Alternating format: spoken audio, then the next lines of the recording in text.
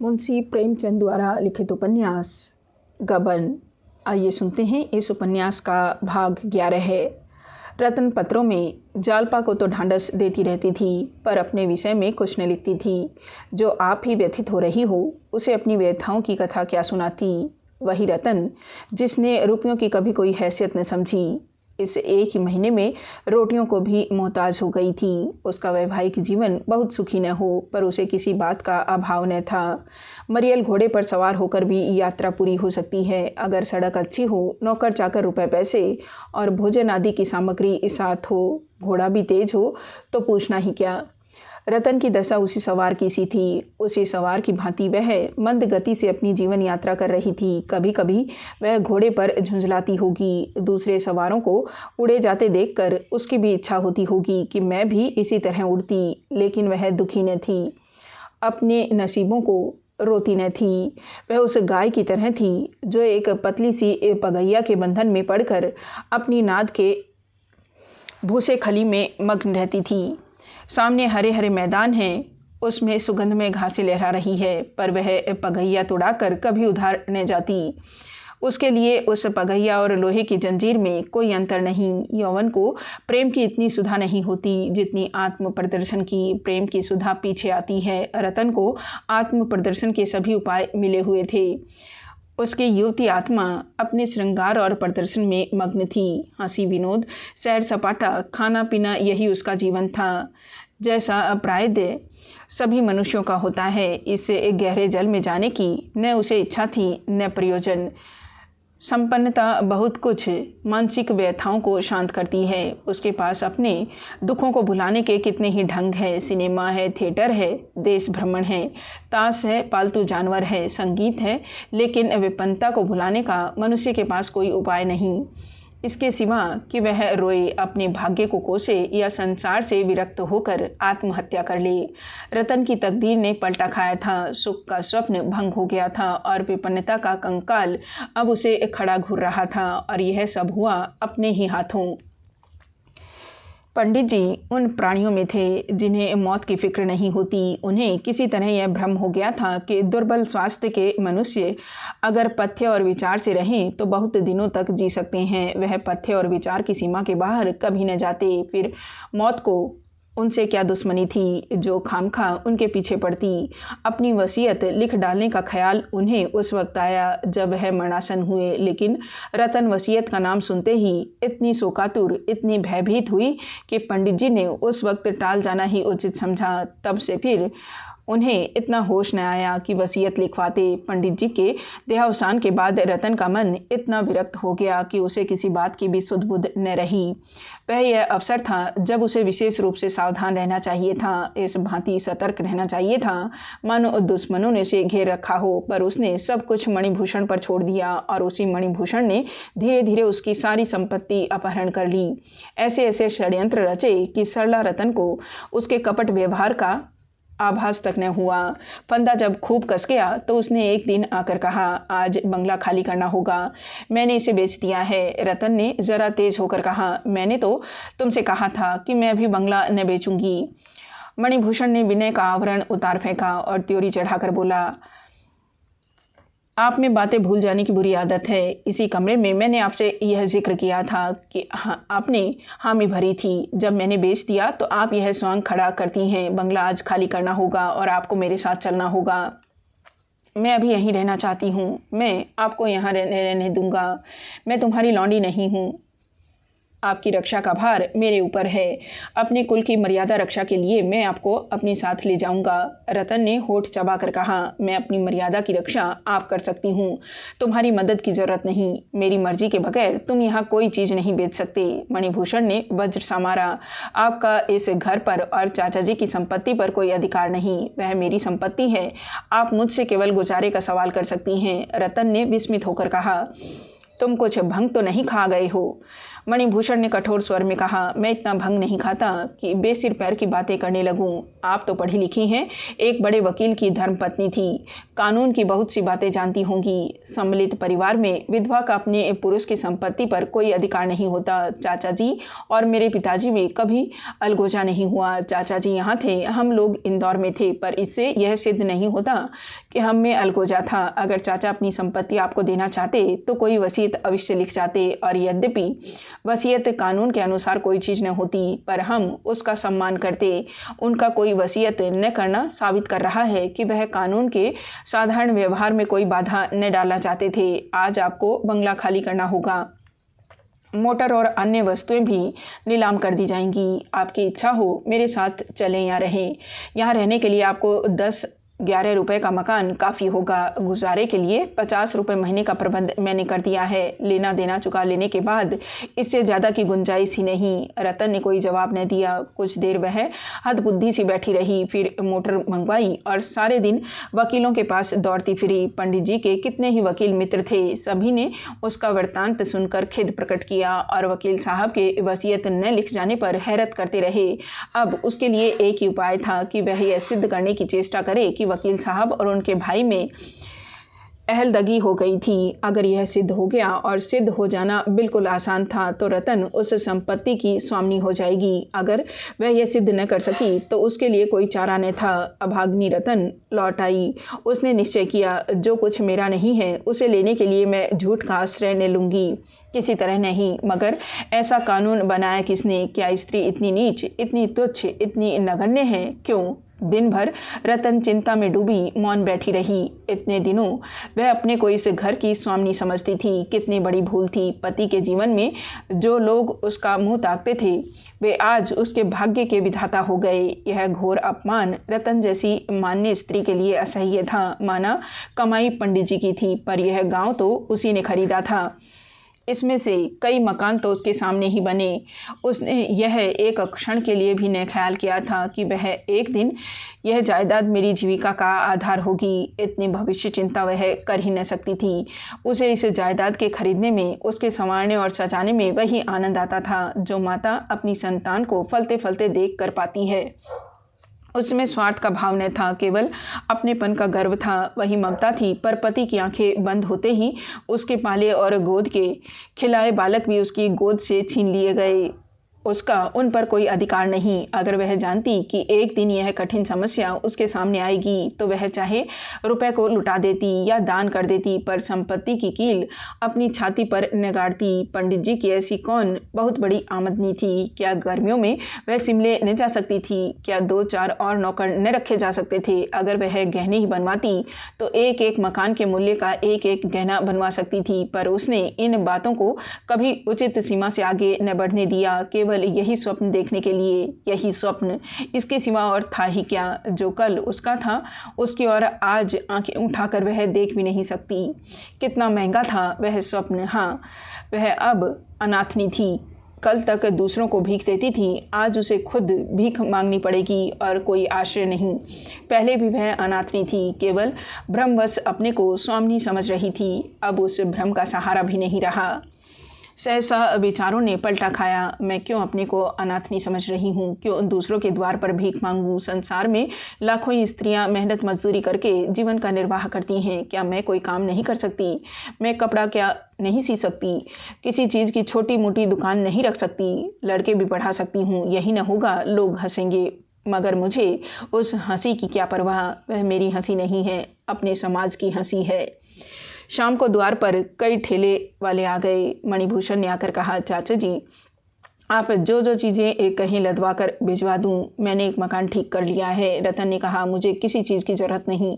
न तुम मेरे लिए मकान लो। जिस चीज़ पर मेरा कोई अधिकार नहीं वह मैं हाथ से भी न छूँगी। मैं अपने घर से कुछ लेकर नहीं आई थी, उसी तरह लौट जाऊंगी। मणिभूषण ने लज्जित होकर कहा, आपका सब कुछ है, यह आप कैसे कहती हैं कि आपका कोई अधिकार नहीं? आप वह मकान देख लें, 15 रुपये किराया है। मैं तो समझता हूँ आपको कोई कष्ट न होगा। जो जो चीज़ें आप कहें मैं वहाँ पहुँचा दूँ। रतन ने व्यंग में आंखों से देखकर कहा, तुमने 15 रुपये का मकान मेरे लिए व्यर्थ लिया। इतना बड़ा मकान लेकर मैं क्या करूँगी? मेरे लिए एक कोठरी काफ़ी है जो 2 रुपये में मिल जाएगी। सोने के लिए ज़मीन है ही, दया का बोझ सिर पर जितना कम हो उतना ही अच्छा। मणिभूषण ने बड़े विनम्र भाव से कहा, आखिर आप चाहती क्या हैं? उसे कहिए तो। रतन उत्तेजित होकर बोली, मैं कुछ नहीं चाहती। मैं इस घर का एक तिनका भी अपने साथ न ले जाऊंगी। जिस चीज़ पर मेरा कोई अधिकार नहीं वह मेरे लिए वैसी ही है जैसे किसी गैर आदमी की चीज़। मैं दया की भिखारनी न बनूंगी। तुम उन चीज़ों के अधिकारी हो, ले जाओ। मैं ज़रा भी बुरा नहीं मानती। दया की चीज़ न ज़बरदस्ती ली जा सकती है न ज़बरदस्ती दी जा सकती है। संसार में हजारों विधवाएं हैं जो मेहनत मजूरी करके अपना निर्वाह कर रही हैं। मैं भी वैसी ही हूँ। मैं भी उसी तरह मजूरी करूंगी और अगर न कर सकूंगी तो किसी गड्ढे में डूब मरूंगी। जो अपना पेट भी न पाल सके उसे जीते रहने का, दूसरों का बोझ बनने का कोई हक नहीं है। यह कहती हुई रतन घर से निकली और द्वार की ओर चली। मणिभूषण ने उसका रास्ता रोककर कहा, अगर आपकी इच्छा न हो तो मैं बंगला कभी न बेचूं। रतन ने जलती हुई आंखों से उसकी ओर देखा। उसका चेहरा तमतमाया हुआ था। आंसुओं के उमड़ते हुए वेग को रोककर बोली, मैंने कह दिया, इस घर की किसी चीज़ से मेरा नाता नहीं है। मैं किराए की लौंडी थी। लौंडी का घर से क्या संबंध है? न जाने किस पापी ने यह कानून बनाया था। अगर ईश्वर कहीं है तो उसके यहाँ कोई न्याय होता है। तो एक दिन उसी के सामने उस पापी से पूछूंगी, क्या तेरे घर में माँ बहनें न थी? तुझे उनका अपमान करते लज्जा न आई? अगर मेरी ज़बान में इतनी ताकत होती कि सारे देश में उसकी आवाज़ पहुंचती तो मैं सब स्त्रियों से कहती, बहनों, किसी सम्मिलित परिवार में विवाह मत करना, और अगर करना हो तो जब तक अपना घर अलग न बना लो, चैन की नींद मत सोना। यह मत समझो कि तुम्हारे पति के पीछे उस घर में तुम्हारा मान के साथ पालन होगा।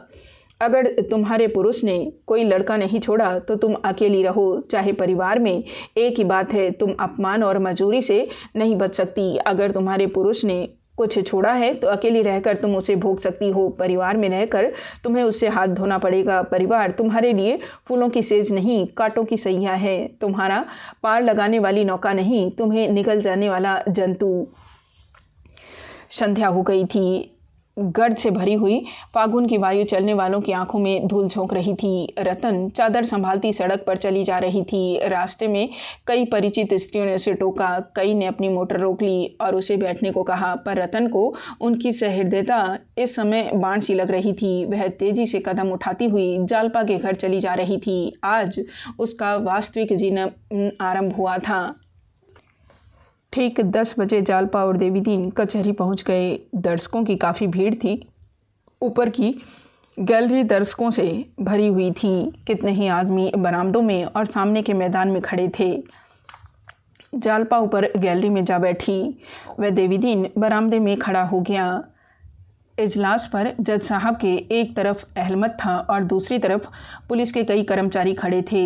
सामने कटघरे के बाहर दोनों तरफ के वकील खड़े मुकदमा पेश होने का इंतज़ार कर रहे थे। मुलजिमों की संख्या 15 से कम न थी।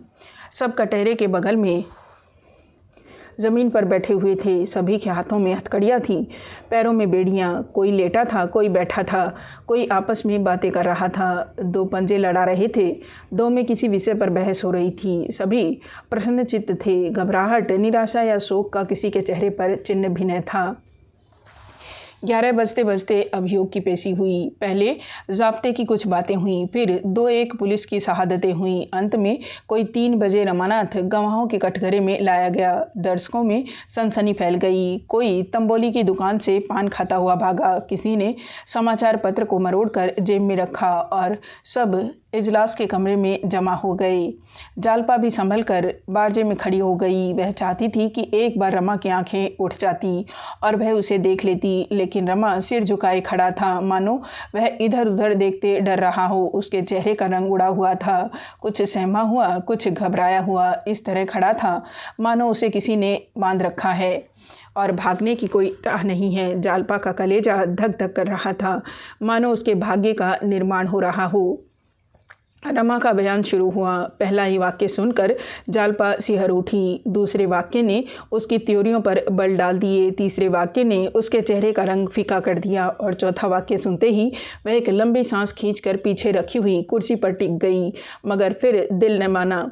जंगले पर झुककर फिर उधर कान लगा दिए। वही पुलिस की सिखाई हुई शहादत थी जिसका आज से वह देवीदीन के मुंह से सुन चुकी थी। अदालत में सन्नाटा छाया हुआ था। जालपा ने कई बार खांसा कि शायद अब भी रमा की आंखें ऊपर उठ जाए, लेकिन रमा का सिर और भी झुक गया। मालूम नहीं उसने जालपा के खांसने की आवाज़ पहचान ली या आत्मग्लानि का भाव उदय हो गया। उसका स्वर भी कुछ धीमा हो गया। एक महिला ने, जो जालपा के साथ ही बैठी थी, नाक सिकोड़ कर कहा, जी चाहता है इस दुष्ट को गोली मार दे। ऐसे ऐसे स्वार्थी भी इस देश में पड़े हैं जो नौकरी या थोड़े से धन के लोभ में इन निरपराधों के गले पर छुरी उधरने में भी नहीं हिचकते। जालपा ने कोई जवाब न दिया। एक दूसरी महिला ने, जो आंखों पर ऐनक लगाए हुए थी, निराशा के भाव से कहा, इस अभागे देश का ईश्वर ही मालिक है। गवर्नरी तो लाला को कहीं नहीं मिल जाती, अधिक से अधिक कहीं क्लर्क हो जाएंगे। उसी के लिए अपनी आत्मा की हत्या कर रहे हैं। मालूम होता है कोई मरभूखा नीच आदमी है, पल्ले सिरे का कमीना और छिछोरा। तीसरी महिला ने ऐनक वाली देवी से मुस्कुराकर पूछा, आदमी फैशनेबल है और पढ़ा लिखा भी मालूम होता है, भला तुम इसे पा जाओ तो क्या करो? ऐनकबाज देवी ने उद्दंडता से कहा, नाक काट लूं, बस नकटा बनाकर छोड़ दूं। और जानती हो मैं क्या करूं? नहीं, शायद गोली मार दोगी। ना, गोली न मारूं, सारे बाजार खड़ा करके 500 जूते लगाऊंगी। चांद गंजी हो जाए, उस पर तुम्हें ज़रा भी दया नहीं आएगी। क्या कुछ कम दया है यह? उसकी पूरी सज़ा तो यह है कि किसी ऊंची पहाड़ी से ढकेल दिया जाए। अगर यह महाशय अमेरिका में होते तो जिंदा जला दिए जाते। एक वृद्धा ने इन युवतियों का तिरस्कार करके कहा, क्यों व्यर्थ में मुँह खराब करती हो? वह घृणा के योग्य नहीं, दया के योग्य है। देखती नहीं हो उसका चेहरा कैसा पीला हो गया है, जैसे कोई उसका गला दबाए हुए हो। अपनी माँ या बहन को देख ले तो ज़रूर रो पड़े। आदमी दिल का बुरा नहीं है। पुलिस ने धमकाकर उसे सीधा किया है। मालूम होता है एक एक शब्द उसके हृदय को चीर चीर कर निकल रहा हो। ऐनक वाली महिला ने व्यंग्य किया, जब अपने पांव काटा चुभता है तब आह निकलती है। जालपा अब वहां न ठहर सकी। एक एक बात चिनकारी की तरह उसके दिल पर गलोले डाले जाती थी। ऐसा जी चाहता था कि इसी वक्त उठकर कह दे, यह महाशय बिल्कुल झूठ बोल रहे हैं, सरासर झूठ, और इसी वक्त इसका सबूत दे दे।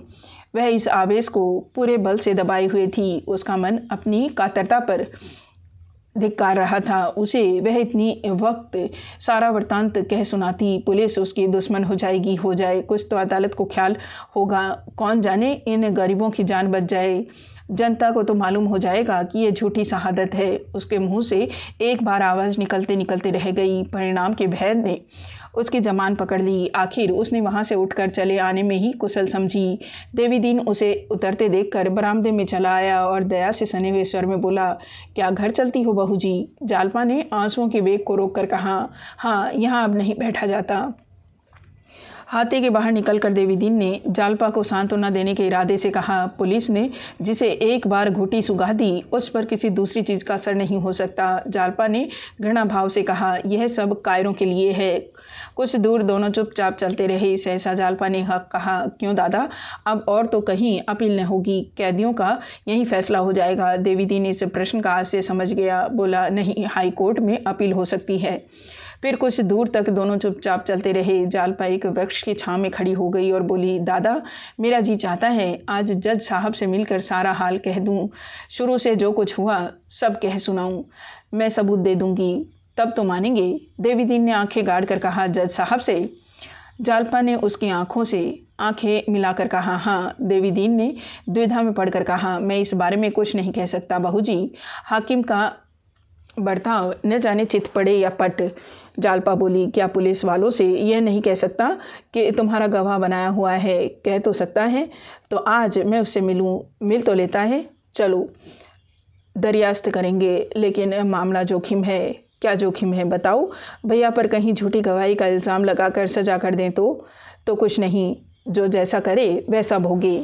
देवी दीन ने जालपा की इस निर्ममता पर चकित होकर कहा, एक दूसरा खटका है, सबसे बड़ा डर उसी का है। जालपा ने उद्धत भाव से पूछा, वह क्या? देवी दीन, पुलिस वाले बड़े कायर होते हैं। किसी का अपमान कर डालना तो इनकी दिल लगी है। जज साहब पुलिस कमिश्नर को बुलाकर यह सब हाल कहेंगे ज़रूर। कमिश्नर सोचेंगे कि यह औरत सारा खेल बिगाड़ रही है, इसी को गिरफ्तार कर लो। जज अंग्रेज होता तो निडर होकर पुलिस की तंबीह करता। हमारे भाई तो ऐसे मुकदमों में चूक करते डरते हैं कि कहीं हमारे ही ऊपर न बगावत का इल्ज़ाम लग जाए, यही बात है।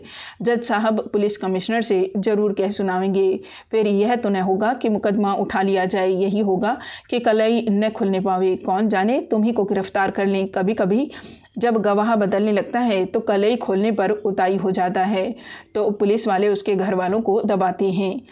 इनकी माया अपरंपार है। जालपा सहम उठी। अपनी गिरफ्तारी का उसे भय न था, लेकिन कहीं पुलिस वाले रमा पर अत्याचार न करें, इस भय से उसे कातर बना दिया। उसे इस समय ऐसी थकान मालूम हुई मानो सैकड़ों कोस की मंजिल पार करके आई हो। उसका सारा उत्साह बर्फ़ के समान पिघल गया। कुछ दूर आगे चलने के बाद उसने देवीदीन से पूछा, अब तो उनसे मुलाकात न हो सकेगी। देवीदीन ने पूछा, भैया से? हाँ, किसी तरह नहीं, पहरा और कड़ा कर दिया गया होगा, चाहे उसे बंगले को ही छोड़ दिया हो। और अब उनसे मुलाकात भी हो गई तो क्या फ़ायदा, अब किसी तरह अपना बयान नहीं बदल सकते।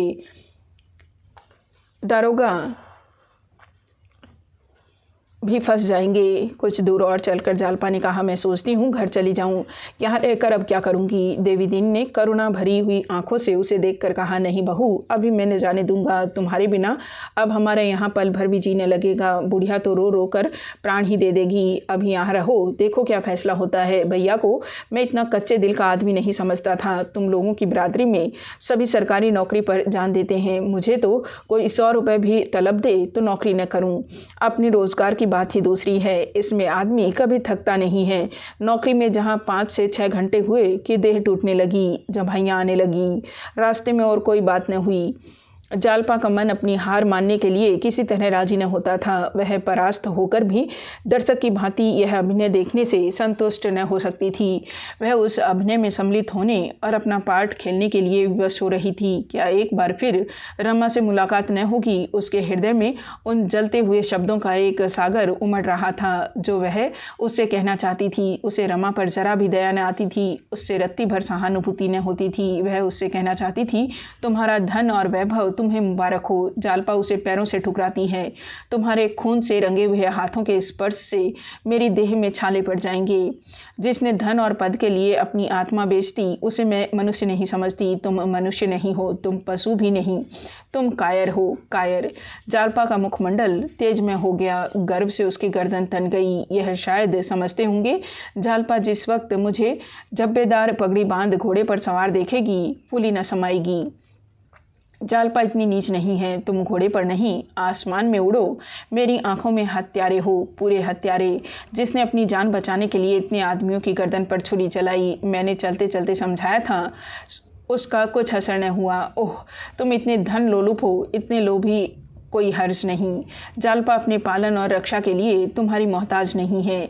इन्हीं संतप्त भावनाओं में डूबी हुई जालपा घर पहुंची। 1 महीना गुजर गया। जालपा कई दिन तक बहुत विफल रही। कई बार उन्माद सा हुआ कि अभी सारी कथा किसी पत्र में छपवा दूं, सारी कलई खोल दूं, सारे हवाई किले ढा दूं, पर यह सभी उद्वेग शांत हो गए। आत्मा की गहराइयों में छिपी हुई कोई शक्ति उसकी जबान बंद कर देती थी। रमा को उसने हृदय से निकाल दिया था। उसके प्रति अब उसे क्रोध न था, द्वेष न था, दया भी न थी, केवल उदासीनता थी। उसके मर जाने की सूचना पाकर भी शायद वह न रोती। हाँ, इसे ईश्वरीय विधान की एक लीला, माया का एक निर्मम हास्य, एक क्रूर कीड़ा समझकर थोड़ी देर के लिए वह दुखी हो जाती। प्रणय का वह बंधन जो उसके गले में 2-2.5 साल पहले पड़ा था, टूट चुका था, पर उसका निशान बाकी था। रमा को इस बीच में उसने कई बार मोटर पर अपने घर के सामने से जाते देखा। उसकी आंखें किसी को खोजती हुई मालूम होती थी। उन आंखों में कुछ लज्जा थी, कुछ क्षमा याचना, पर जालपा ने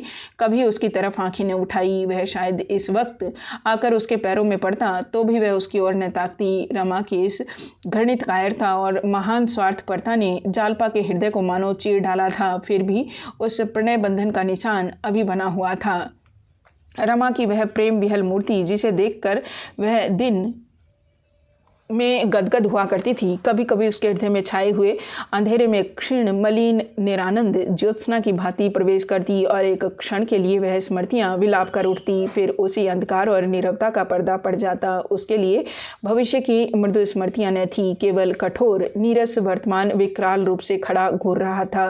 वह जालपा जो अपने घर बात बात पर मान किया करती थी, अब सेवा, त्याग और सहिष्णुता की मूर्ति थी। जग्गो मना करती रहती, पर वह मुंह अंधेरे सारे घर में झाड़ू लगाती, चौका बर्तन कर डालती, आटा गूंद कर रख देती, चूल्हा जला देती। तब बुढ़िया का काम केवल रोटियां सेकना था। छूत विचार को भी उसने ताक पर रख दिया था। बुढ़िया उसे ढेल ढाल कर रसोई में ले जाती और कुछ न कुछ खिला देती। दोनों में माँ बेटी का सा प्रेम हो गया था। मुकदमे की सब कार्यवाही समाप्त हो चुकी थी। दोनों पक्ष के वकीलों की बहस हो चुकी थी। केवल फैसला सुनाना बाकी था। आज उसकी तारीख थी। आज बड़े सवेरे घर के काम धंधों से फुर्सत पाकर जालपा दैनिक पत्र वाले की आवाज़ पर कान लगाए बैठी थी, मानो आज उसी का भाग्य निर्णय होने वाला है। इतने में देवी दीन ने पत्र लाकर उसके सामने रख दिया। जालपा पत्र पर टूट पड़ी और फैसला पढ़ने लगी। फैसला क्या था? एक ख्याली कहानी थी जिसका प्रधान नायक रमा था। जज ने बार बार उसकी प्रशंसा की थी। सारा अभियोग उसी के बयान पर अवलंबित था। देवी देन ने पूछा, फैसला छपा है? जालपा ने पत्र पढ़ते हुए कहा, हाँ है तो किसकी सज़ा हुई? कोई नहीं छूटा। एक को फांसी की सज़ा मिली, 5 को 10-10 साल और 8 को 5-5 साल। उसी दिनेश को फांसी हुई। यह कहकर उसने समाचार पत्र रख दिया और एक लंबी सांस लेकर बोली, इन बेचारों के बाल बच्चों का न जाने क्या हाल होगा। देवी दीन ने तत्परता से कहा, तुमने जिस दिन मुझसे कहा था उसी दिन से मैं इन बातों का पता लगा रहा हूँ। 8 आदमियों को तो अभी तक ब्याह भी नहीं हुआ है और उनके घर वाले मज़े में हैं, किसी बात की तकलीफ़ नहीं है। 5 आदमियों का विवाह तो हो गया है, पर घर के खुश हैं और किसी के घर रोज़गार होता है। कोई जमींदार है, किसी के बाप चचा नौकर हैं। मैंने कई आदमियों से पूछा, यहाँ कुछ चंदा भी किया गया है, अगर उनके घर वाले लेना चाहें तो दिया जाएगा। खाली दिनेश तबाह है। 2 छोटे छोटे बच्चे हैं, बुढ़िया माँ और औरत। यहाँ किसी सेल में मास्टर था, एक मकान किराए पर लेकर रहता था, उसकी खराबी है।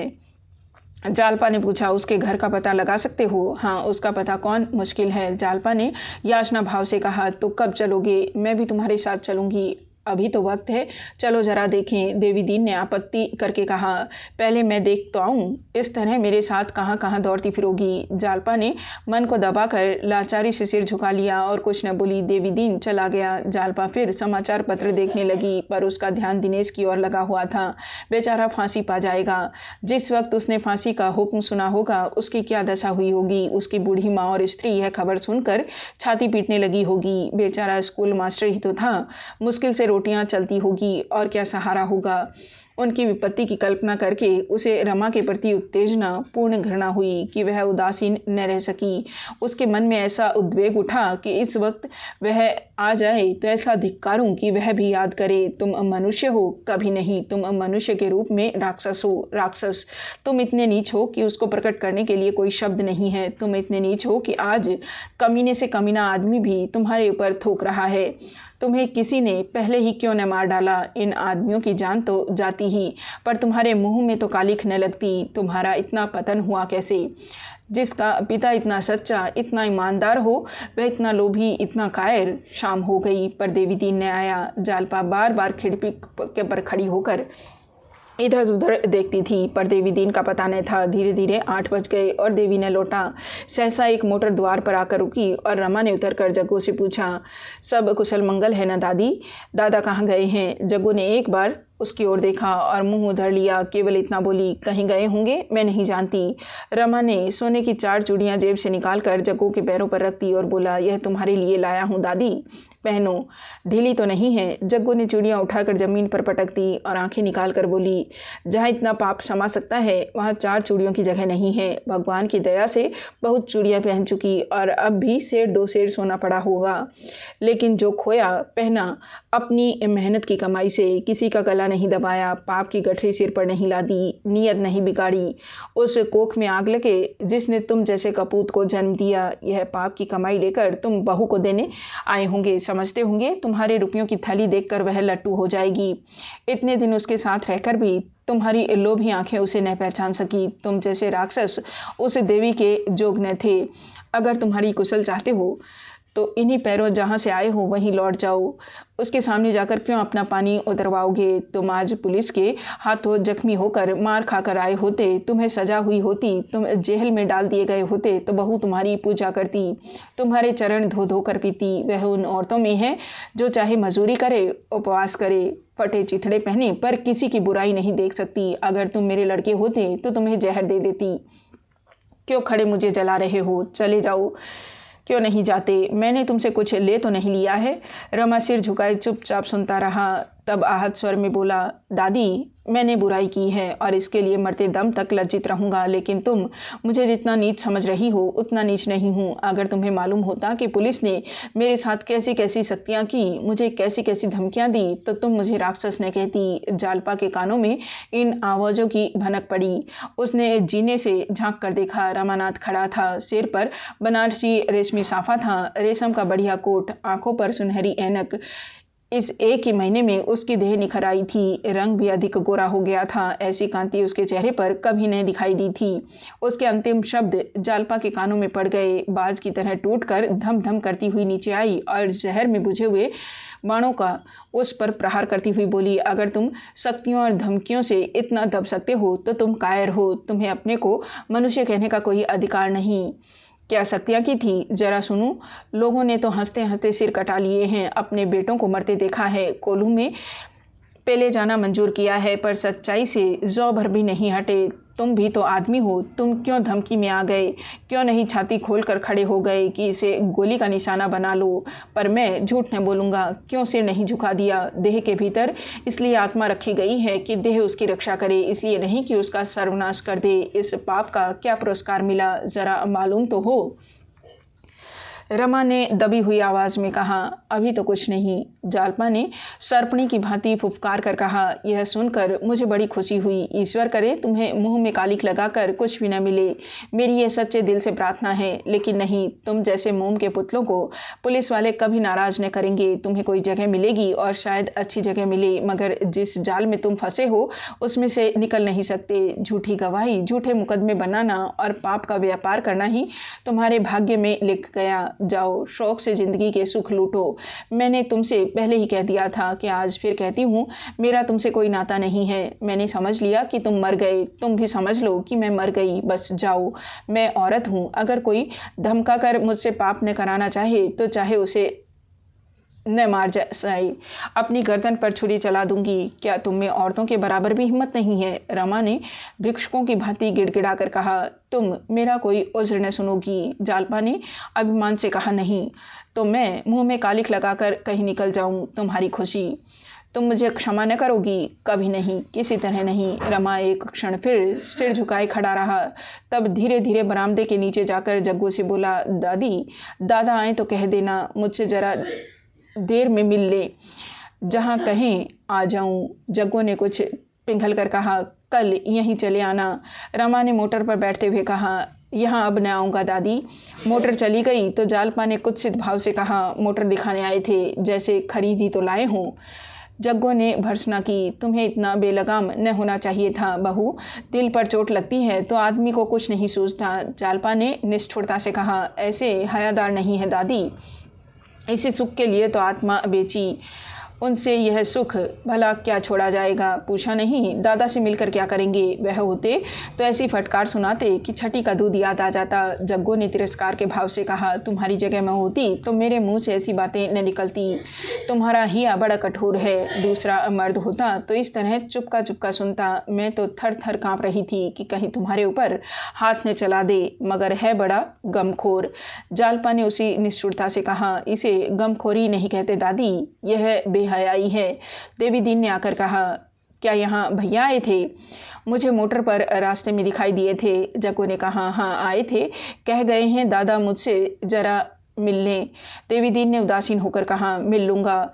यहाँ कोई बातचीत हुई? जग्गू ने पछताते हुए कहा, बातचीत क्या हुई, पहले मैंने पूजा की। मैं चुप हुई तो बहू ने अपनी कुछ माला चढ़ा दी। जालपा ने सिर नीचा करके कहा, आदमी जैसा करेगा वैसा भोगेगा। जग्गू अपना ही समझकर तो मिलने आए थे। जालपा, कोई बुलाने तो न गया था? कुछ दिनेश का पता चला दादा? देवी दीन, हाँ सब कुछ पूछाया हूँ। हावड़े में घर है, पता ठिकाना सब मालूम हो गया। जालपा ने डरते डरते कहा। इस वक्त चलोगे या कल किसी वक्त? देवीदीन, तुम्हारी जैसी मर्जी, जी चाहे इसी वक्त चलो, मैं तैयार हूँ। जालपा, थक गए होंगे देवीदीन, इन कामों में थकान नहीं होती बेटी। 8 बज गए थे। सड़क पर मोटरों का तांता बंद हो गया था। सड़क की दोनों पटरियों पर हजारों स्त्री पुरुष बने ठने हंसते बोलते चले जाते थे। जालपा ने सोचा, दुनिया कैसी अपने राग रंग में मस्त है, जिसे उसके लिए मरना हो मरे, वह अपनी टेव न छोड़ेंगे। हर एक अपना छोटा सा मिट्टी का घरौंदा बनाए बैठा है। देश बह जाए उसे परवाह नहीं, उसका घरौंदा बचा रहे, उसके स्वार्थ में बाधा न पड़े। उसका भोला भाला हृदय बाजार को बंद देखकर खुश होता। सभी आदमी शोक से सिर झुकाए त्योरियां बदले उन्माद से नजर आते। सभी के चेहरे भीतर की जलन से लाल होते। वह न जानती थी कि इस जन संसार में ऐसी छोटी छोटी एक कंकड़ियों के गिरने से एक हलकोरा भी नहीं उठता, आवाज़ तक नहीं आती। रमा मोटर पर चला तो उसे कुछ सोचता न था, कुछ समझ में न आता था कहाँ जा रहा है। जाने हुए रास्ते उसके लिए अनजाने हो गए थे। उसे जालपा पर क्रोध न था, ज़रा भी नहीं। जग्गू पर भी उसे क्रोध न था। क्रोध था अपनी दुर्बलता पर, अपनी स्वार्थ लोलुपता पर, अपनी कायरता पर। पुलिस के वातावरण में उसका औचित्य ज्ञान भ्रष्ट हो गया था। वह कितना बड़ा अन्याय करने जा रहा है, उसका उसे केवल उस दिन ख्याल आया था जब जालपा ने समझाया था। फिर यह शंका मन में उठी ही नहीं। अफसरों ने बड़ी बड़ी आशाएं बांधकर उसे बहला रखा। वह कहते, अजी बीबी की फिक्र कुछ न करो, जिस वक्त तुम एक झड़ाऊ हार लेकर पहुंचोगे, रुपयों की थैली नज़र कर दोगे, बेगम साहब का सारा गुस्सा भाग जाएगा। अपने सूबे में किसी अच्छी सी जगह पर पहुंच जाओगे, आराम से ज़िंदगी कटेगी। कैसा गुस्सा, इसकी कितनी ही आंखें देखी मिसालें दी गई। रमा चक्कर में फंस गया। फिर उसे जालपा से मिलने का अवसर ही न मिला। पुलिस का रंग जमता गया। आज वह जड़ाऊ हार जेब में रखे जालपा को अपनी विजय की खुशखबरी देने गया था। वह जानता था जालपा पहले कुछ नाक भौं सिकोड़ेगी, पर यह भी जानता था कि यह हार देखकर वह ज़रूर खुश हो जाएगी। कल ही संयुक्त प्रांत के एक होम सेक्रेटरी के नाम कमिश्नर पुलिस का पत्र उसे मिल जाएगा। 2-4 दिन यहाँ खूब सैर करके घर की राह लेगा। देवीदीन और जग्गू को भी वह अपने साथ ले जाना चाहता था। उनका एहसान वह कैसे भूल सकता था। यही मंसूबे मन में बांधकर वह जालपा के पास गया था, जैसे कोई भक्त फल और नैवेद्य लेकर देवता की उपासना करने जाए, पर देवता ने वरदान देने के बदले उसके थाल को ठुकरा दिया। उसके नैवेद्य उसकी ओर ताकने का साहस न कर सकता था। उसने सोचा, इसी वक्त जज के पास चलूं और सारी कथा कह सुनाऊं। पुलिस मेरी दुश्मन हो जाए, मुझे जेल में सड़ा डाले, कोई परवाह नहीं, सारी कलई खोल दूंगा। क्या जज अपना फैसला नहीं बदल सकता? अभी तो सभी मुलजिम हवालात में हैं। पुलिस वाले खूब दांत पीसेंगे, खूब नाचे खोदेंगे, शायद मुझे कच्चा ही खा जाएं। इसी दुर्बलता ने तो मेरे मुंह में कालिख लगा दी। जालपा की यह क्रोधात्मक मूर्ति उसकी आंखों के सामने फिर गई। ओह, कितने गुस्से में थी। मैं जानता था कि वह इतना बिगड़ेगी तो चाहे दुनिया इधर से उधर हो जाती, अपना बयान बदल देता।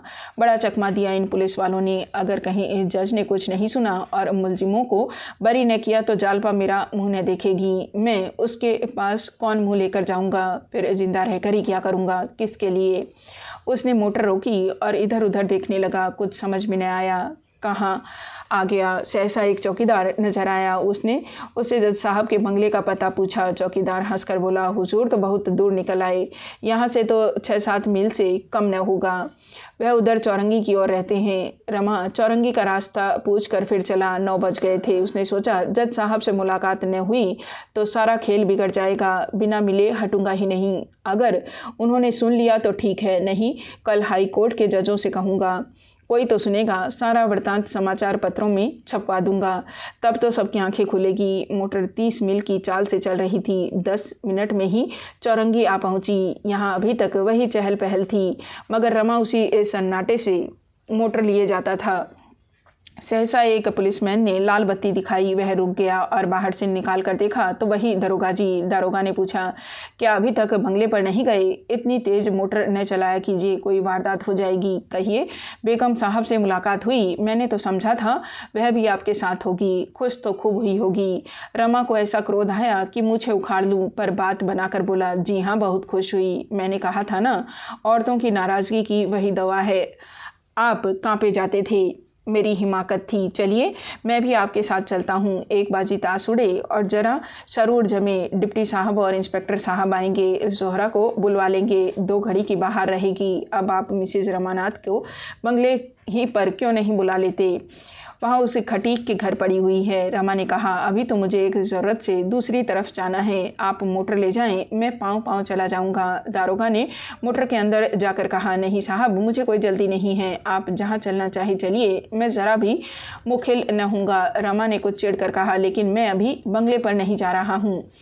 दारोगा ने मुस्कुरा कर कहा, मैं समझ रहा हूँ, लेकिन मैं ज़रा भी मुखिल न हूँगा। वही मेम साहब।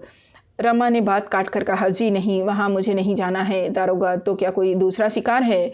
बंगले पर भी आज कुछ कम बाहर न होगी, वहीं आपके दिल बहलाव का कुछ सामान हाजिर हो जाएगा। रमा ने एक बार की आंखें लाल करके कहा, क्या आप मुझे सौदा समझते हैं? मैं इतना जलील नहीं हूँ। दारोगा ने कुछ लज्जित होकर कहा, अच्छा साहब, गुनाह हुआ, माफ़ कीजिए, अब कभी ऐसी गुस्ताखी न होगी, लेकिन अभी आप अपने को खतरे से बाहर न समझे। मैं आपको किसी ऐसी जगह न जाने दूंगा जहां मुझे पूरा इत्मीनान न होगा। आपको खबर नहीं आपके कितने दुश्मन हैं। मैं आप के फ़ायदे के ख्याल से यह कह रहा हूँ। रमा ने होठ चबा कर कहा, बेहतर हो कि आप मेरे फ़ायदे का इतना ख्याल न करें। आप लोगों ने मुझे मलिया मेट कर दिया और अब भी मेरा गला नहीं छोड़ते। मुझे अब अपने हाल पर मरने दीजिए। मैं इस गुलामी से तंग आ गया हूँ। मैं माँ के पीछे पीछे चलने वाला बच्चा नहीं बनना चाहता। आप अपनी मोटर चाहते हैं, शौक से ले लीजिए। मोटर की सवारी और बंगले में रहने के लिए 15 आदमियों को कुर्बान करना पड़ा है। कोई जगह पा जाऊँ तो शायद 1500 आदमियों को कुर्बान करना पड़े। मेरी छाती इतनी मजबूत नहीं है। आप अपनी मोटर ले जाइए। यह कहता हुआ वह मोटर से उतर पड़ा और जल्दबाजी से आगे बढ़ गया। दारोगा ने कई बार पुकारा, जरा सुनिए, बात तो सुनिए, लेकिन उसने पीछे फिरकर देखा तक नहीं। जरा और आगे चलकर वह एक मोड़ से घूम गया। इसी सड़क पर जज का बंगला था। सड़क पर कोई आदमी न मिला। रमा कभी इस पटरी पर और कभी उस पटरी पर जा जाकर बंगलों के नंबर पढ़ता चला जाता था। सहसा एक नंबर देखकर वह रुक गया। 1 मिनट तक खड़ा देखता रहा कि कोई निकले तो उससे पूछूं, साहब है या नहीं। अंदर जाने की उसकी हिम्मत न पड़ती थी। ख्याल आया। जज ने पूछा, तुमने क्यों झूठी गवाही दी? तो क्या जवाब दूंगा? यह कहना कि पुलिस ने मुझसे ज़बरदस्ती गवाही दिलवाई, प्रलोभन दिया, मारने की धमकी दी, लज्जास्पद बात है। अगर वह पूछे कि तुमने केवल 2-3 साल की सज़ा से बचने के लिए इतना बड़ा कलंक सिर पर ले लिया, इतने आदमियों की जान लेने पर उतारू हो गए, उस वक्त तुम्हारी बुद्धि कहाँ गई थी? तो उसका मेरे पास क्या जवाब है? खामखा लज्जित होना पड़ेगा, बेवकूफ़ बनाया जाऊंगा। वह लौट पड़ा। इस लज्जा का सामना करने की उसमें सामर्थ्य न थी। लज्जा ने सदैव वीरों को परास्त किया है। जो काल से भी नहीं डरते, वे भी लज्जा के सामने खड़े होने की हिम्मत नहीं करते। आग में झुक जाना, तलवार के सामने खड़े हो जाना, इसकी अपेक्षा कहीं सहज है। लज्जा की रक्षा के लिए बड़े बड़े राज्य मिट गए हैं, रक्त की नदियां बह गई हैं, प्राणों की होली खेल डाली गई है। उसी लज्जा ने आज रमा के पग भी पीछे हटा दिए। शायद जेल की सज़ा से वह इतना भयभीत न होता। रमा आधी रात गए सोया तो 9 बजे दिन तक नींद न खुली। वह स्वप्न देख रहा था, दिनेश को फांसी हो रही है। सहसा एक स्त्री तलवार लिए फांसी की ओर दौड़ी और फांसी की रस्सी काट दी। वह चारों ओर हलचल मच गई। वह औरत जालपा थी। जालपा को लोग घेर कर पकड़ना चाहते थे, पर वह पकड़ में न आती थी। कोई उसके सामने जाने का साहस न कर सकता था। तब उसने एक छलांग मारकर रमा के ऊपर तलवार चलाई। रमा घबरा कर उठ बैठा। देखा तो दारोगा और इंस्पेक्टर कमरे में खड़े हैं और डिप्टी साहब आराम कुर्सी पर लेटे हुए शिकार पी रहे हैं। दारोगा ने कहा, आज तो आप खूब सोए बाबू साहब, कल कब लौटे थे? रमा ने एक कुर्सी पर बैठकर कहा, ज़रा देर बाद लौट आया था। इस मुकदमे की अपील तो हाई कोर्ट में होगी ना? इंस्पेक्टर, अपील क्या होगी, ज़ाब्ते की पाबंदी होगी। आपने इस मुकदमे को इतना मजबूत कर दिया है कि वह अब किसी के हिलाए हिल नहीं सकता। हलफ से कहता हूँ, आपने कमाल कर दिया। अब आप उधर से बेफिक्र हो जाइए।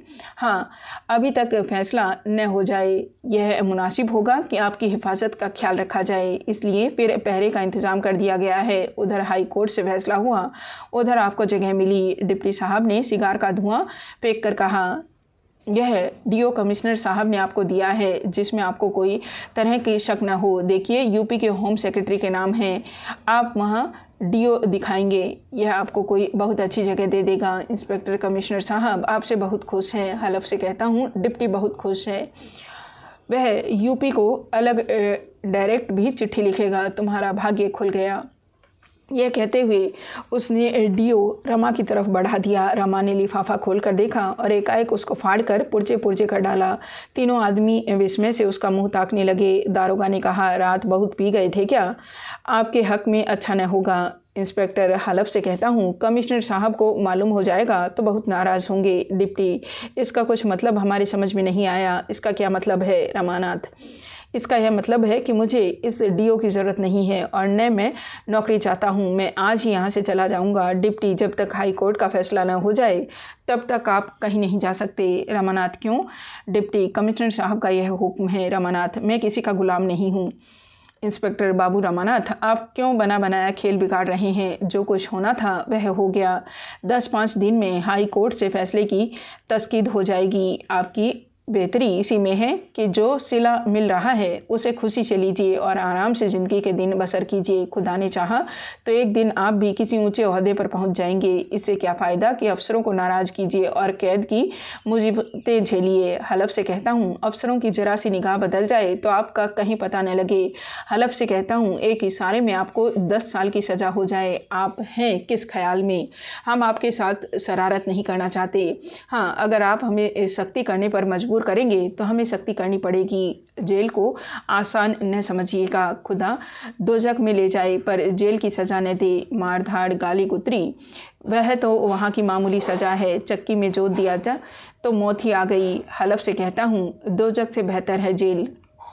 दरोगा, यह बेचारे अपनी बेगम साहब से माजूर हैं। वह शायद इनके जान की गाहक हो रही है, उनसे इनकी कोर दबती है। इंस्पेक्टर, क्या हुआ? कल तो वह हार दिया था ना? फिर भी राजी नहीं हुई। रमा ने कोट की जेब से हार निकाल कर मेज़ पर रख दिया और बोला, यह हार यह रखा हुआ है। इंस्पेक्टर, अच्छा, इसे उन्होंने नहीं कबूल किया? डिप्टी, कोई प्राउड लेडी है। इंस्पेक्टर, कुछ उनकी भी मिजाज पुरसी करने की ज़रूरत होगी। दारोगा, यह तो बाबू साहब के रंग ढंग और सलीके पर मुनसहर है। अगर आप खामखा हमें मजबूर न करेंगे तो हम आपके पीछे न पड़ेंगे। डिप्टी, से खटीक से भी मुचलका ले लेना चाहिए। रामानाथ के सामने एक नई समस्या खड़ी हुई। पहली से कहीं जटिल, कहीं भीषण संभव था। वह अपने को कर्तव्य की वेदी पर बलिदान कर देता, 2-4 साल की सज़ा के लिए अपने को तैयार कर लेता। शायद इस समय उसने अपने आत्मसमर्पण का निश्चय कर लिया था, पर अपने साथ जालपा को भी संकट में डालने का साहस वह किसी तरह न कर सकता था। वह पुलिस के शिकंजे में कुछ इस तरह दब गया था कि अब उसे बेदाग निकल जाने का कोई मार्ग दिखाई न देता था। उसने देखा कि इस लड़ाई में मैं पेश नहीं पा सकता। पुलिस सर्वशक्तिमान है, वह मुझे जिस तरह चाहे दबा सकती है। उसके मिजाज की तेजी गायब हो गई। विवश होकर बोला, आखिर आप लोग मुझसे क्या चाहते हैं? इंस्पेक्टर ने दारोगा की ओर देखकर आंखें मारी, मानो कह रहे हूँ आ गया पंजे में, और बोले, बस इतना ही कि आप हमारे मेहमान बने रहें और मुकदमे के हाई कोर्ट में तय हो जाने के बाद यहाँ से रुखसत हो जाएं, क्योंकि उसके बाद हम आपकी हिफाजत के जिम्मेदार न होंगे। अगर आप कोई सर्टिफिकेट लेना चाहेंगे तो वह भी दे दी जाएगी, लेकिन उसे लेने या न लेने का आपको पूरा अख्तियार है। अगर आप होशियार हैं तो उसे लेकर फ़ायदा उठाएंगे, नहीं इधर उधर के धक्के खाएंगे। आपके ऊपर गुनाह बेलज्जत की मसल सादिक आएगी। इसके सिवा हम आपसे और कुछ नहीं चाहते। हलफ से कहता हूँ, हर एक चीज़ आपकी ख्वाहिश की हो यहाँ हाजिर कर दी जाएगी, लेकिन जब तक मुकदमा ख़त्म हो जाए आप आज़ाद नहीं हो सकते। रमानाथ ने दीनता के साथ पूछा, सैर करने तो जा सकूँगा या वह भी नहीं? इंस्पेक्टर ने सूत्र रूप से कहा, जी नहीं। दारोगा ने उसे सूत्र की व्याख्या की, आपको वह आज़ादी दी गई थी पर आपने उसका बेवजह इस्तेमाल किया। जब तक उसका इत्मीनान न हो जाए कि आप उसका जायज़ इस्तेमाल कर सकते हैं या नहीं, आप उस हक़ से महरूम रहेंगे। दारोगा ने इंस्पेक्टर की तरफ देखकर मानो इस व्याख्या की दाद देनी चाहिए, जो उन्हें सहर्ष मिल गई। तीनों अफसर रुखसत हो गए और रमा एक सिगार जलाकर इस विकट परिस्थिति पर विचार करने लगा। 1 महीना और निकल गया। मुकदमे के हाई कोर्ट में पेश होने की तिथि नियत हो गई। रमा के स्वभाव में फिर वही पहले की सी भीरुता और खुशामद आ गई है। अफसरों के इशारे पर नाचता है। शराब की मात्रा पहले से बढ़ गई है। विलासिता ने मानो पंजे में दबा लिया है। कभी कभी उसके कमरे में एक वैश्या ज़ोहरा भी आ जाती है, जिसका गाना वह बड़े शौक़ से सुनता है। एक दिन उसने बड़ी शरारत के साथ ज़ोहरा से कहा, मैं डरता हूँ कहीं तुमसे प्रेम न बढ़ जाए। उसका नतीजा इसके सिवा और क्या होगा कि रो रो कर ज़िंदगी काटूँ। तुमसे वफ़ा की उम्मीद और क्या हो सकती है। ज़ोहरा दिल में खुश होकर अपनी बड़ी बड़ी रत्नारी आँखों से उसकी ओर ताकती हुई बोली, हाँ साहब, हम वफ़ा क्या जाने, आखिर वैस्या ही तो ठहरी। बेवफा वैस्या भी कहीं वफादार हो सकती है। रमा ने आपत्ति करके पूछा, क्या इसमें कोई शक है। ज़ोहरा, नहीं, ज़रा भी नहीं। आप लोग हमारे पास मोहब्बत से लबालब भरे दिल लेकर आते हैं, पर हम उसकी ज़रा भी कद्र नहीं करती। यही बात है ना रमानाथ। बेशक ज़ोहरा, माफ़ कीजिएगा, आप मर्दों की तरफदारी कर रहे हैं। हक़ यह है कि आप वहाँ लोग दिल बहलाव के लिए आते हैं, महज गम गलत करने के लिए, महज आनंद उठाने के लिए। जब आपको वफ़ा की तलाश नहीं होती तो वह मिले क्यों कर। लेकिन इतना मैं जानती हूँ कि हम में जितनी बेचारियाँ मर्दों की बेवफाई से निराश होकर अपना आराम चैन खो बैठती है, उनका पता अगर दुनिया को चले तो आंखें खुल जाए। यह हमारी भूल है कि तमाशबीनों से वफ़ा चाहते हैं, चील के घोंसले में मांस ढूंढते हैं, पर प्यासा आदमी अंधे कुएं की तरफ दौड़े तो मेरे ख्याल में उसका कोई कसूर नहीं। उस दिन रात को चलते वक्त ज़ोहरा ने दारोगा को खुशखबरी दी, आज तो हजरत खूब मज़े में आई। खुदा ने चाहा तो 2-4 दिन के बाद बीवी का नाम भी न लें। दारोगा ने खुश होकर कहा, इसलिए तो तुम्हें बुलाया था। मज़ा तो जब है कि बीवी यहाँ से चली जाए, फिर हमें कोई गम न रहेगा। मालूम होता है स्वराज्य वालों ने उस औरत को मिला लिया है। यह सब एक ही शैतान है। ज़ोहरा की आमोद रफ्त बढ़ने लगी, यहाँ तक कि रमा खुद अपने चकमे में आ गया। उसने ज़ोहरा से प्रेम जताकर अफसरों की नज़र में अपनी इसाख जमानी चाहिए, पर जैसे बच्चे खेल में रो पड़ते हैं वैसे ही उसका प्रेभा नबी प्रेमोन्माद बन बैठा। ज़ोहरा उसे अब वफ़ा और मोहब्बत की देवी मालूम होती थी। वह जालपा किसी सुंदरी न सही, बातों में उससे कहीं चतुर, हाव भाव में कहीं कुशल, सम्मोहन कला में कहीं पुट थी। रमा के हृदय में नए नए मंसूबे पैदा होने लगे। एक दिन उसने ज़ोहरा से कहा, ज़ोहरा, जुदाई का समय आ गया है, 2-4 दिन में मुझे यहाँ से चला जाना पड़ेगा, फिर तुम्हें क्यों मेरी याद आने लगी। ज़ोहरा ने कहा, मैं तुम्हें न जाने दूंगी, यहीं कोई अच्छी सी नौकरी कर लेना, फिर हम तुम आराम से रहेंगे। रमा ने अनुरक्त होकर कहा, दिल में कह रही हो, देखो तुम्हें मेरे सिर की कसम, दगा मत देना। ज़ोहरा, अगर यह खौफ हो तो निकाह पढ़ा लो, निकाह के नाम से चिढ़ हो तो ब्याह कर लो, पंडितों को बुलाओ। अब इसके सिवा मैं अपनी मोहब्बत का और क्या सबूत दूँ। रमा निष्कपट प्रेम का यह परिचय पाकर विहल हो उठा। ज़ोहरा के मुंह से निकलकर इन शब्दों की सम्मोहक शक्ति कितनी बढ़ गई थी। यह कामनी जिस पर बड़े बड़े रईस फिदा हैं, मेरे लिए इतना बड़ा त्याग करने को तैयार है। जिस खान में औरों को बालू ही मिलता है, उसमें जिसे सोने के डले मिल जाएं, क्या वह परम भाग्यशाली नहीं है। रमा के मन में कई दिनों तक संग्राम होता रहा। जालपा के साथ उसका जीवन कितना नीरस, कितना कठिन हो जाएगा।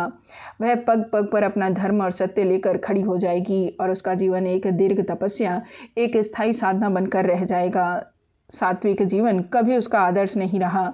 साधारण पुरुषों की भांति वह भी भोग विलास करना चाहता था। जालपा की ओर से हटकर उसका विलासक्त मन प्रबल वेग से ज़ोहरा की ओर खींचा। उसको व्रतधारणी वैश्याओं के उदाहरण याद आने लगे। उसके साथ ही चंचल वृत्ति की गृहिणियों की मिसालें भी आ पहुंची। उसने निश्चय किया, यह सब ढकोसला है, न कोई जन्म से निर्दोष है न कोई दोषी, यह सब परिस्थिति पर निर्भर है। ज़ोहरा रो जाती और बंधन में एक गांठ और देकर जाती। ऐसी स्थिति में संयमी युवक का आसन भी डोल जाता। रमा तो विलासी था।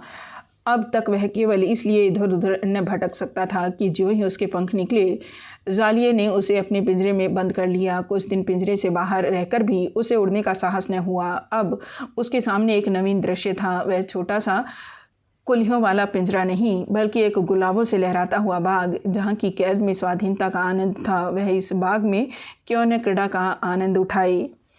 रमा ज्यों ज्यों ज़ोहरा के प्रेम पास में फंसता जाता था, पुलिस के अधिकारी वर्ग उसकी ओर से निशंक होते जाते थे। उसके ऊपर जो कैद लगाई गई थी धीरे धीरे ढीली होने लगी। यहाँ तक कि एक दिन डिप्टी साहब शाम को सैर करने चले तो रमा को भी मोटर पर बिठा लिया। जब मोटर देवी दीन की दुकान के सामने से होकर निकली तो रमा ने अपना सिर इस तरफ भीतर खींच लिया कि किसी की नज़र न पड़ जाए। उसके मन में बड़ी उत्सुकता हुई कि जालपा है या चली गई, लेकिन वह अपना सिर बाहर न निकाल सका। मन में वह अब भी यही समझता था कि मैंने जो रास्ता पकड़ा है वह कोई बहुत अच्छा रास्ता नहीं है, लेकिन यह जानते हुए भी कि वह उसे छोड़ना न चाहता था। देवी दीन को देखकर उसका मस्तक आप ही आप लज्जा से झुक जाता। वह किसी दलील से अपना पक्ष सिद्ध न कर सकता था। उसने सोचा, मेरे लिए सबसे उत्तम मार्ग यही है कि इनसे मिलना जुलना छोड़ दूं। उस शहर में 3 प्राणियों को छोड़कर किसी चौथे आदमी से उसका परिचय न था जिसकी आलोचना या तिरस्कार का उसे भय होता। मोटर इधर उधर घूमती हुई हावड़ा ब्रिज की तरफ चली जा रही थी कि सहसा रमा ने एक स्त्री को सिर पर गंगाजल का कलसा रखे घाटों के ऊपर आते देखा। उसके कपड़े बहुत मैले हो रहे थे और कृशांगी सी ऐसी थी कि कलसे के बोझ से उसकी गर्दन दबी जाती थी। उसकी चाल कुछ कुछ जालपा से मिलती हुई जान पड़ी। सोचा, जालपा यहाँ क्या करने आवेगी, मगर एक ही पल में कार और आगे बढ़ गई और रमा को उस स्त्री का मुंह दिखाई दिया। उसकी छाती धक से हो गई। यह जालपा ही थी। उसने खिड़की के बगल में सिर झुकाकर गौर से देखा। बेशक जालपा थी, पर कितनी दुर्बल, मानो कोई वृद्धा अनाथ हो। न वह कांति थी, न वह लावण्य, न वह चंचलता, न वह गर्व। रमा हृदयहीन न था। उसकी आंखें सजल हो गई। जालपा इस दशा में और मेरे जीते जी अवश्य देवी दीन ने उसे निकाल दिया होगा और वह टहलनी बनकर अपना निर्वाह कर रही होगी। नहीं, देवी दीन इतना बेमुरवत नहीं है। जालपा ने खुद उसके आश्रय में रहना स्वीकार न किया होगा। माननी तो है ही, कैसे मालूम हो क्या बात है। मोटर दूर निकल आई थी। रमा की सारी चंचलता, सारी भोग लिप्सा गायब हो गई थी। मलिन वसना दुखनी जालपा की वह मूर्ति आंखों के सामने खड़ी थी। किससे कहे, क्या कहे, यहाँ कौन अपना है। जालपा का नाम जबान पर आ जाए तो सब के सब चौंक पड़े और फिर घर से निकलना बंद कर दे। ओह, जालपा के मुख पर शोक की कितनी गहरी छाया थी, आंखों में कितनी निराशा। आह, उन सिमटी हुई आंखों में जले हुए हृदय से निकलने वाली कितनी आहें सिर पीटती हुई मालूम होती थी। मानो उन पर हंसी कभी आई ही नहीं, मानो वह कली बिना खिले ही मुरझा गई। कुछ देर के बाद जौहरा आई, इठलाती, मुस्कुराती, लचकती, पर रमा आज उससे भी कटा कटा रहा। जौहरा ने पूछा, आज किसी की याद आ रही है क्या। यह कहते हुए उसने अपनी गोल नर्म मक्खन सी बाँह उसकी गर्दन में डालकर उसे अपनी ओर खींचा। रमा ने अपनी तरफ जरा भी जोर न दिया, उसके हृदय पर अपना मस्तक रख दिया, मानो अब यही उसका आश्रय है। जौहरा ने कोमलता से डूबे हुए स्वर में पूछा, सच बताओ, आज इतने उदास क्यों हो, क्या मुझसे किसी बात पर नाराज़ हो। रमा ने आवेश से कांपते हुए स्वर में कहा, नहीं जोहरा, तुमने मुझ अभागे पर जितनी दया की उसके लिए मैं हमेशा तुम्हारा एहसानमंद रहूँगा। तुमने उस वक्त मुझे संभाला जब मेरे जीवन की टूटी हुई किस्ती गोते खा रही थी। वे दिन मेरी ज़िंदगी के सबसे मुबारक दिन हैं और उनकी स्मृति को मैं अपने दिल में बराबर पूजता रहूँगा। मगर अभागों को मुसीबत बार बार अपनी तरफ खींचती है। प्रेम का बंधन भी उन्हें उस तरफ खींच पाने से नहीं रोक सकता। मैंने जालपा को जिस सूरत में देखा है वह मेरे दिल को भालों की तरह छेद रहा है। वह आज फटे मैले कपड़े पहने सिर पर गंगाजल का कलसा लिए जा रही थी। उसे इस हालत में देखकर मेरा दिल टुकड़े टुकड़े हो गया। मुझे अपनी ज़िंदगी में कभी इतना रंज न हुआ था। जोहरा कुछ नहीं कह सकता, उस पर क्या बीत रही है। जोहरा ने पूछा, वह तो उस बूढ़े मालदार खटीक के घर पर थी। रमानाथ, हाँ थी तो, पर नहीं कह सकता क्यों वहाँ से चली गई। इंस्पेक्टर साहब मेरे साथ थे, उनके सामने मैं उनसे कुछ पूछ न सका। मैं जानता हूँ वह मुझे देखकर मुंह धर लेती और शायद मुझे जलील समझती, मगर कम से कम मुझे इतना तो मालूम हो जाता कि वह इस वक्त इस दशा में क्यों हैं। हरा, तुम मुझे चाहे दिल में जो कुछ समझ रही हो, लेकिन मैं इस ख्याल में मग्न हूँ कि तुम्हें मुझसे प्रेम है और प्रेम करने वालों से हम कम से कम हमदर्दी की आशा तो करते हैं। यहाँ एक भी ऐसा आदमी नहीं जिससे मैं अपने दिल का कुछ हाल कह सुनूं। तुम भी मुझे रास्ते पर लाने के लिए ही भेजी गई थी, मगर तुम्हें मुझ पर दया आई। शायद तुमने गिरे हुए आदमी पर ठोकर मारना मुनासिब न समझा। अगर आज हम और तुम किसी वजह से रूठ जाएं, तो क्या कल तुम मुझे मुसीबत में देखकर मेरे साथ ज़रा भी हमदर्दी न करोगी? क्या मुझे भूखों मरते देखकर मेरे साथ उससे कुछ भी ज़्यादा सलूक न करोगी जो आदमी कुत्तों के साथ करता है? मुझे तो ऐसी आशा नहीं। जहाँ एक बार प्रेम ने वास किया हो वहाँ उदासीनता और विराग चाहे पैदा हो जाए, हिंसा का भाव नहीं पैदा हो सकता। क्या तुम मेरे साथ ज़रा भी हमदर्दी न करोगी जोहरा? तुम अगर चाहो तो जालपा का पता पूरा लगा सकती हो। वह कहाँ है, क्या करती है, मेरी तरफ से उसके दिल में क्या ख्याल है। घर क्यों नहीं जाती? यहाँ कब तक रहना चाहती है? अगर तुम किसी तरह जालपा को प्रयाग जाने पर राजी कर सको जोहरा, तो मैं उम्र भर तुम्हारी गुलामी करूँगा। इस हालत में मैं उसे नहीं देख सकता। शायद आज ही रात को मैं यहाँ से भाग जाऊँ। मुझ पर क्या गुजरेगी इसका मुझे ज़रा भी भय नहीं है। मैं बहादुर नहीं हूँ, बहुत ही कमज़ोर आदमी हूँ। हमेशा खतरे के सामने मेरा हौसला पस्त हो जाता है, लेकिन मेरी बेगैरती भी यह चोट नहीं सह सकती। ज़ोहरा वेश्या थी। उसको अच्छे बुरे सभी तरह के आदमियों से साबिका पड़ चुका था। उसकी आंखों में आदमियों की परख थी। उसको इस परदेसी युवक में और अन्य व्यक्तियों में एक बड़ा फ़र्क दिखाई देता था। पहले वह यहाँ भी पैसे की गुलाम बनकर आई थी, लेकिन 2-4 दिन के बाद ही उसका मन रमा की ओर आकर्षित होने लगा। प्रौढ़ा स्त्रियाँ अनुराग की अवहेलना नहीं कर सकती। रमा में और सब दोषों पर अनुराग था। इस जीवन में ज़ोहरा को यह पहला आदमी ऐसा मिला था जिसने उसके सामने अपना हृदय खोल कर रख दिया, जिसने उससे कोई पर्दा न रखा। ऐसे अनुराग रत्न को वह खोना नहीं चाहती थी। उसकी बात सुनकर उसे ज़रा भी ईर्ष्या न हुई, बल्कि उसके मन में एक स्वार्थ में सहानुभूति उत्पन्न हुई। इस युवक को, जो प्रेम के विषय में इतना सरल था, वह प्रसन्न करके हमेशा के लिए अपना गुलाम बना सकती थी। उसे जालपा से कोई शंका न थी। जालपा कितनी ही रूपवती क्यों न हो, ज़ोहरा अपने एक कला कौशल से, अपने हाव भाव से उसका रंग फीका कर सकती थी। इससे पहले उसने कई महान सुंदरी रूपियों को रुलाकर छोड़ दिया था। फिर जालपा किस गिनती में थी? ज़ोहरा ने उसका हौसला बढ़ाते हुए कहा, तो इसके लिए तुम क्यों इतना रंज करते हो? प्यारे, ज़ोहरा तुम्हारे लिए सब कुछ करने को तैयार है। मैं कल ही जालपा का पता लगाऊंगी और यह यहाँ रहना चाहेगी तो उसके आराम से सब सामान कर दूंगी। जाना चाहेगी तो रेल पर भेज दूंगी। रमा ने बड़ी दीनता से कहा, एक बार मैं उससे मिल लेता तो मेरे दिल का बोझ उतर जाता। ज़ोहरा चिंतित होकर बोली, यह तो मुश्किल है प्यारे, तुम्हें यहाँ से कौन जाने देगा? रमानाथ, कोई तरकीब करो। ज़ोहरा, मैं उसे पार्क में खड़ी कराऊंगी। तुम डिप्टी साहब के साथ वहाँ जाना और किसी बहाने से उससे मिल लेना। इसके सिवा तो मुझे और कोई उपाय न सूझता। रमा अभी कुछ कहना ही चाहता था कि दारोगा जी ने पुकारा, मुझे भी खिलवत में आने की इजाज़त है। दोनों संभल बैठे और द्वार खोल दिया। दारोगा जी मुस्कुराते हुए आए और ज़ोहरा के बगल में बैठकर बोले, यहाँ आज सन्नाटा कैसा?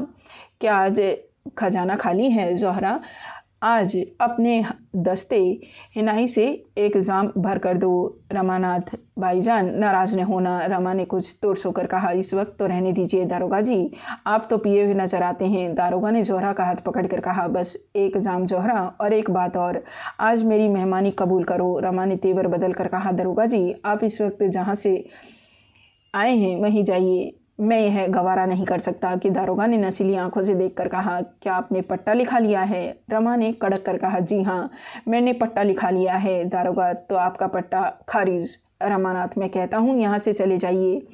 दारोगा, अच्छा, अब तो मेंढकी को भी जुकाम पैदा हुआ, क्यों न हो। चलो ज़ोहरा, इन्हें यहाँ बकने दो। ये कहते हुए उन्होंने ज़ोहरा का हाथ पकड़कर उठाया। रमा ने उसके हाथ को झटका देकर कहा, मैं कह चुका, आप यहाँ से चले जाएं। ज़ोहरा इस वक्त नहीं जा सकती। अगर वह गई तो मैं उसका और आपका दोनों का खून पी जाऊँगा। ज़ोहरा मेरी है और जब तक मैं हूँ कोई उसकी तरफ आँख नहीं उठा सकता। यह कहते हुए उसने दारोगा साहब का हाथ पकड़कर दरवाजे के बाहर निकाल दिया और दरवाज़ा ज़ोर से बंद करके सिटकनी लगा दी। दारोगा जी बलिष्ठ आदमी थे, लेकिन इस वक्त नशे ने उन्हें दुर्बल बना दिया था। बाहर बरामदे में खड़े होकर वह गालियां बकने और द्वार ठोकर मारने लगे। रमा ने कहा, कहो तो जाकर बच्चा को बरामदे के नीचे ढकेल दूं। शैतान का बच्चा, ज़ोहरा बकने दो, आप ही चला जाएगा। रमानाथ चला गया। ज़ोहरा ने मग्न होकर कहा, तुमने बहुत अच्छा किया, सुअर को निकाल बाहर किया, मुझे ले जाकर दिख करता।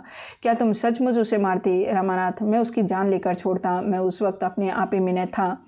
न जाने मुझ में उस वक्त कहाँ से इतनी ताकत आ गई थी। ज़ोहरा, और जो वह कल से मुझे न आने दे तो? रमानाथ, कौन? अगर इस बीच में उसने जरा भी बाजी मारी तो गोली मार दूंगा। वह देखो, ताक पर पिस्तौल रखा हुआ है। तुम अब मेरी हो। ज़ोहरा, मैंने अपना सब कुछ तुम्हारे कदमों पर निसार कर दिया और तुम्हारा सब कुछ पाकर ही मैं संतुष्ट हो सकता हूँ। तुम मेरी हो, मैं तुम्हारा हूँ। किसी तीसरी औरत या मर्द को हमारे बीच में आने का मजाज नहीं है जब तक मैं मर न जाऊं। ज़ोहरा की आंखें चमक रही थी। उसने रमा की गर्दन में हाथ डालकर कहा, ऐसी बात मुंह से न निकालो प्यारे।